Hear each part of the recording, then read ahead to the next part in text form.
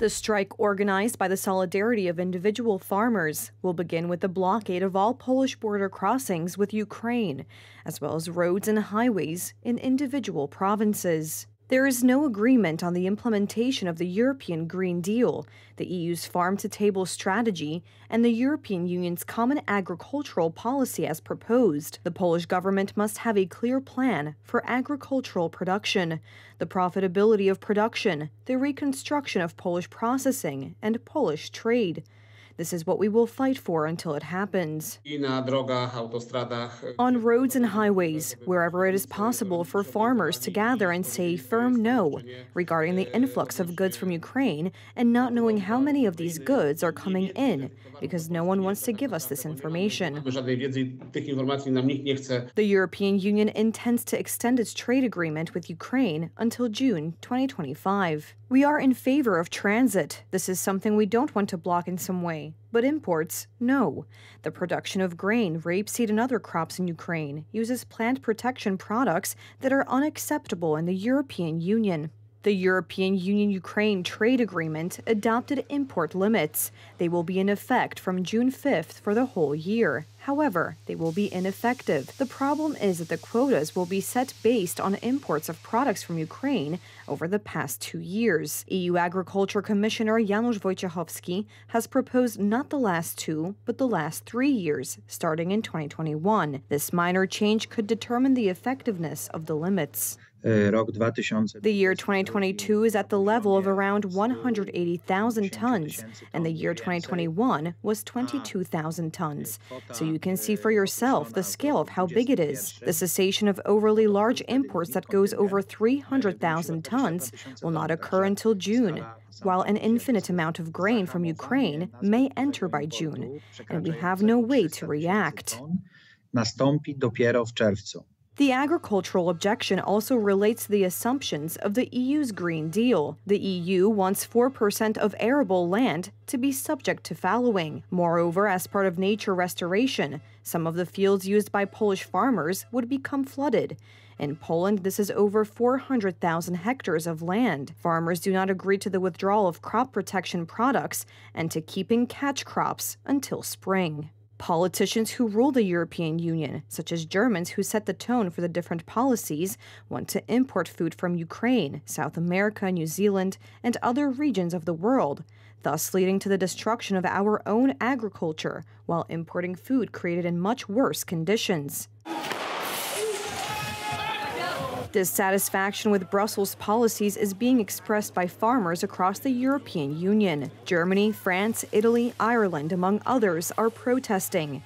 Yesterday, while the European Council summit was underway, more than 1,000 machines blocked the center of the Belgian capital. The EU's bureaucrats have led to absurdities in agricultural policy, as can be clearly seen when confronted with Ukraine's export of agricultural commodities. Our farmers have a series of restrictions, which raises costs, while Ukrainian oligarchs, functioning without this, can make money on the Europeans, who, after all, supposedly have their agriculture. The trade agreement between the European Union and Ukraine must now be approved by member states and the European Parliament. This is one of the few election promises of Donald Tusk that is being fulfilled. We will make concrete decisions in 100 days that will relieve this 19th century homework requirement. According to the current Polish Education Ministry's idea, teachers will not be allowed to give homework to children in grades 1 to 3. In grades 4 to 8, homework can be given, but it will not be mandatory. The teacher will not be allowed to grade this work either. Will the abolition of homework make children smarter? Yes or no? Yes. Maybe ban learning altogether, because why learn? Then children will be smarter. Tell me, please, which student will do homework without receiving a grade for it? This means that there will be no homework at all. So what then? Students will prepare for classes at school and read their required readings for the year only in class? This is complete rubbish. It doesn't change anything, except that it brings chaos to teaching and brings chaos to teachers who will now be under pressure whether to give homework out or not, whether to require it or not. And if they won't require it, then maybe they won't be pressured by, I don't know, the superintendents? The former Polish head of the education ministry is warning people. You know very well that there is such a psychological reaction. If I don't have an evaluation over my head, that I will get a bad grade, for example, I don't particularly try harder. No. How is it not? Stress is an element that motivates us. But is stress supposed to come from getting brutal feedback? Many experts present the brutal truth from Minister Nowacka about homework. Thanks to homework, the students learn discipline, self-organization, and learn how to gain knowledge on their own. Please note that we live in a world where we have to learn on our own. No one taught me in school how to use a cell phone, for example. However, these arguments are not taken into account by the current government. Wie pani, ile wczoraj mi zajęło napisanie Do you know rozprawki how na long temat it took tego, me że yesterday to write a Wokulski dissertation był on the bohaterem fact that pozytywistycznym? Wokulski was a positivist hero? Wczoraj napisałem. I don't know. Maybe it took you an hour? No, Sztuczna inteligencja. Through the use of artificial intelligence? Yes, exactly. I typed in a prompt and received a beautifully written essay. However, some things simply have to be learned, and no artificial intelligence will do it for the student. Polish people who mostly do not support the idea of Tusk's coalition realize this. Meanwhile, Education Minister Barbara Nowacka has other arguments to abolish homework.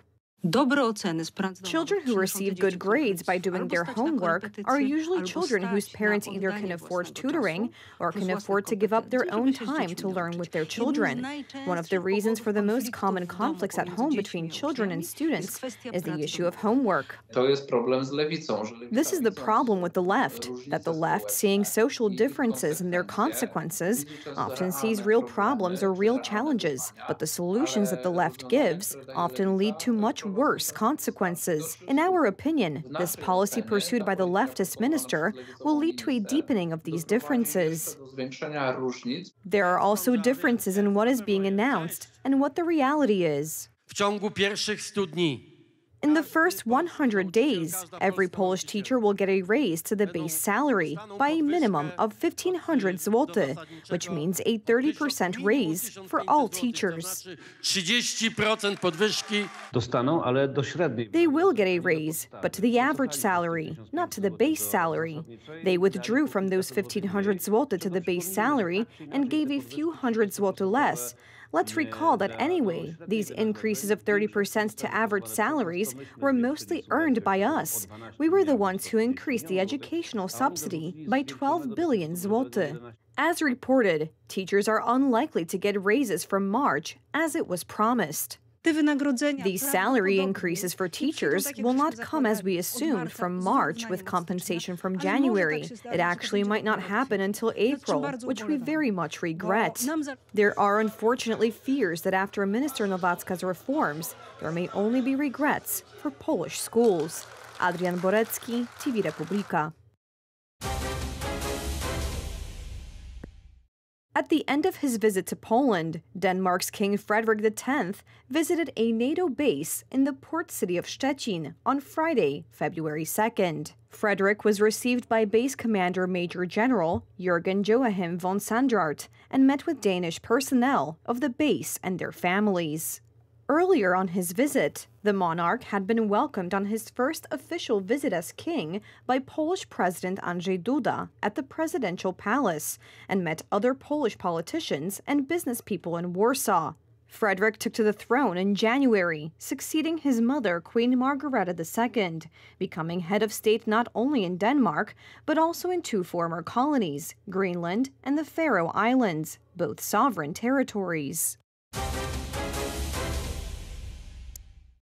A mouse-sized video rental store has appeared in the streets of the city of Malmö, one of the latest works by Anony Mouse, the Sweden-based artists collective, who have installed tiny pop-up shops and restaurants in cities around the world. The View Mouster VHS rental store appeared in a street in the center of the southern Swedish city late last year, with minuscule, rodent-related videotapes and film posters, such as Goodfellas, Fromage Gump, and Apocalypse Meow, decorating its windows. Residents of the city where Anony Mouse have installed their works before said they were pleased to see the latest installation. I'm not an critics when it comes to art, but that's the originality.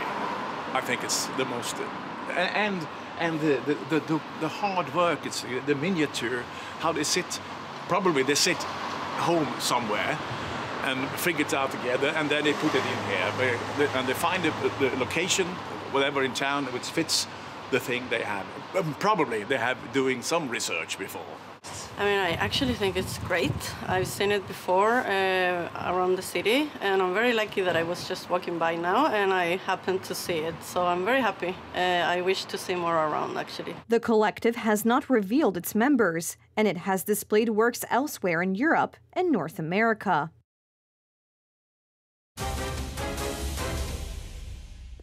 Groundhog Day is an annual holiday celebrated on February 2nd in the United States and Canada, whose protagonist is the American groundhog. On this day, the groundhog is lured out of its burrow. If the animal sees its shadow, that is, if the morning is sunny and it returns to the burrow, it heralds 6 more weeks of winter. If not, spring is coming. But what this weather did not provide is a shadow or reason to hide. Glad tidings on this Groundhog Day. An early spring is on the way.